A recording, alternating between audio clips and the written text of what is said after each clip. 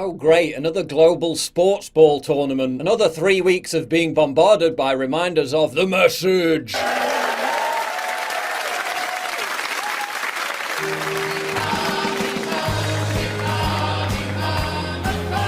Cringe.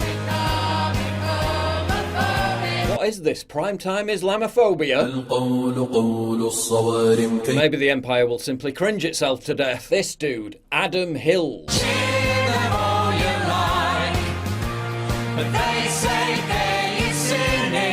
Yeah, nice lyrics, mate. Don't suppose that song was a part of your act when you took a big fat check to go and perform in Dubai? Germany weren't allowed to wear their One Love armbands, so they covered their mouths instead.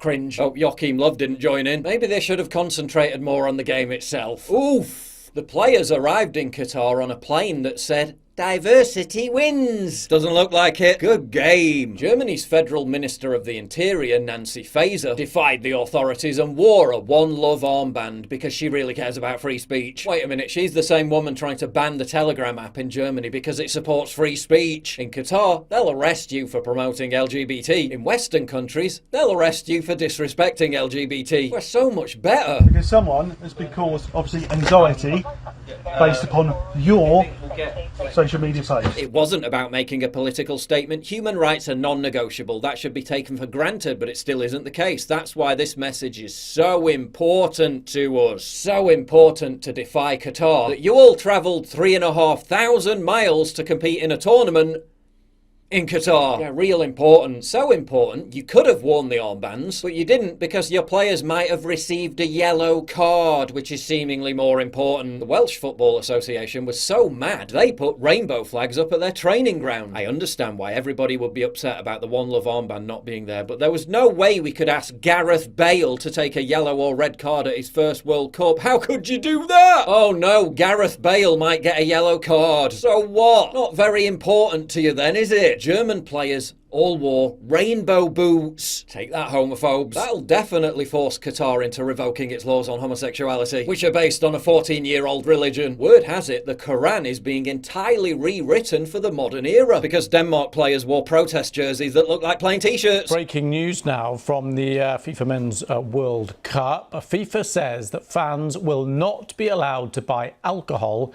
around World Cup stadiums in Doha.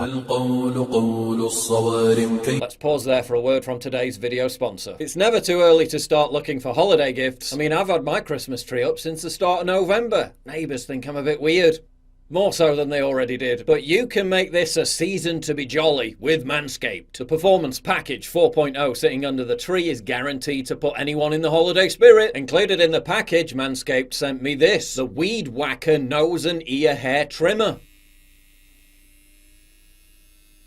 No one wants to see that. You'll just have to take my word for it. It's waterproof, smooth to use, and will ensure you don't get shunned this Christmas like a hairy beast when standing under the mistletoe. The Weed Whacker features proprietary advanced skin-safe technology to protect your delicate presence. Manscaped even threw in 2 free gifts to their Performance Package 4.0. The Manscaped Boxers and Shed Travel Bag, both especially made to hold your goodies. Also, you need to stop biting your nails. It's disgusting. So for the perfect stocking stuffer, add in Shears 2.0, a luxury 4-piece nail kit featuring tempered stainless steel tools within a compact case made of premium PU leather. Men are notoriously difficult to buy gifts for, so buy them something they'll actually use. Go to manscaped.com and use promo code PJW and they'll give you 20% off and free shipping. Or just go directly to manscaped.com/PJW. And remember, by supporting my sponsor, you support me directly. Now back to the video. Woke England manager Gareth Southgate told his players to start taking a knee again before games. His players will, as Gareth Southgate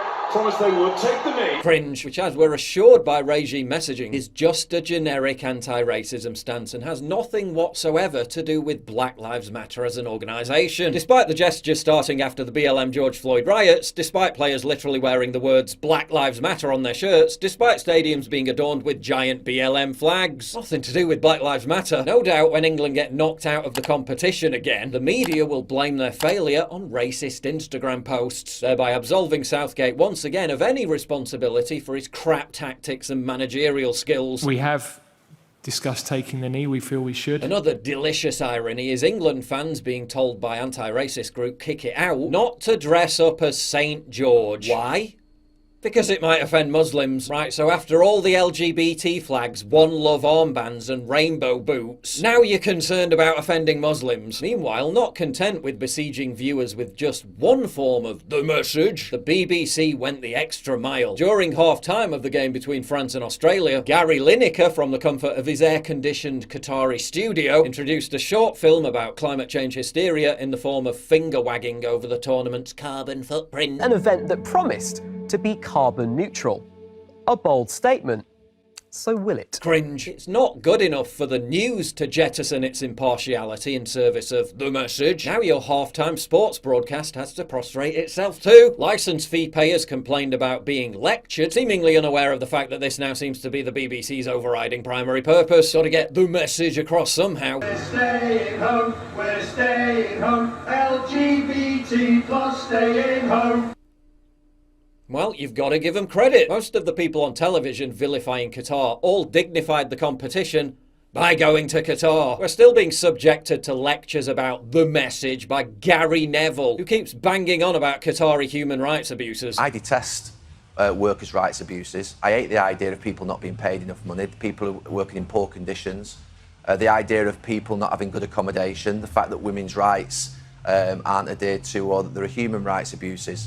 I can't stand it. Gary can't stand it. I can't stand it. But he can stand it just enough to get paid a giant wad of cash by beIN Sports to cover the tournament for them. I can't stand it. Who owns beIN Sports? I wonder. Oh, it's the Qatari government. I don't feel conflicted. Can't stand it. Gary can't stand it, but his bank balance doesn't seem to have a problem with it. Cringe. This whole event is just another giant amplified showcase for the message. And remember, when they say diversity, they mean the exact opposite. They mean uniformity of thought. Everyone must think the same. Everyone must share their value system. A value system so innately benevolent, progressive and kind that it requires relentless enforced compliance and indoctrination, and ostracization of anyone who questions or opposes it. The flag has its variations. It could be this, or this, but the message remains the same. Our ability to accept. These flags are symbols of ideological hegemony. You may agree with that hegemony. You may think it's a force for good. Dissidents would see them as socio-psychic pollution, but no one can deny that it's all based on a newly manufactured dominant value system. Not tradition or anything else. And when we witness One Love armbands, rainbow boots, take a knee, those are loyalty oaths to this new ideological hegemony. And the regime doesn't look too kindly upon people who refuse to yield to their all-encompassing ideological takeover. Armies display flags to signify occupation and takeover of territory. The regime displays flags to signify occupation and control of your mind.